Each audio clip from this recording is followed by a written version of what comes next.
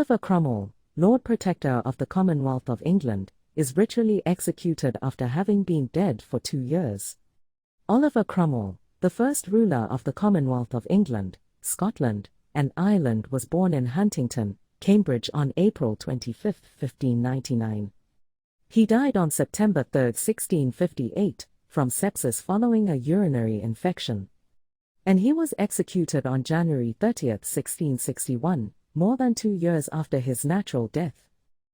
This makes Oliver Cromwell one of the very few people who has been executed posthumously. Throughout history, there are several cases from different parts of the world where the dead has been ritually killed a second time.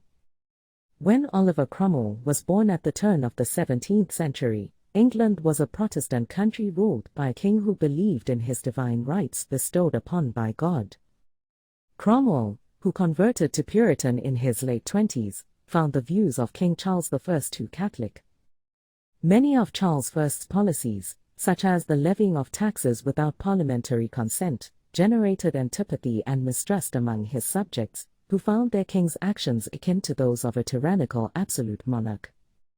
The stage was set for a civil war.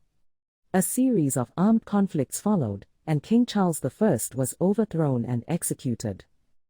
Oliver Cromwell, who had led the parliamentarians as a military commander, was one of the 59 who signed the death warrant for Charles. Following the king's execution in 1649, the Commonwealth of England was introduced to replace the monarchy, and Cromwell became Lord Protector, a role in which he remained until his death 5 years later. Cromwell was succeeded by his son as Lord Protector, but he did not last long and was overthrown by the army a year later. The monarchy was restored, and Charles II became the new king.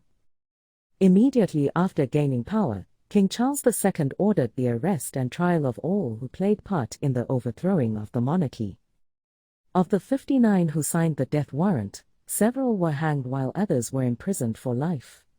Even those who had died were not spared.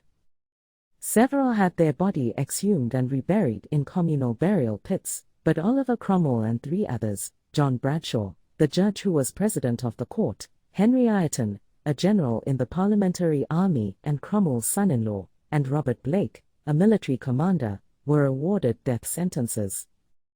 On the 12th death anniversary of King Charles I's death, Cromwell's body was exhumed from Westminster Abbey, and his disinterred body was hanged in chains at Tyburn. In the afternoon, the body was taken down and beheaded. Cromwell's head was then placed on a 20-foot-tall wooden spike and raised above Westminster Hall, where it remained for nearly 25 years.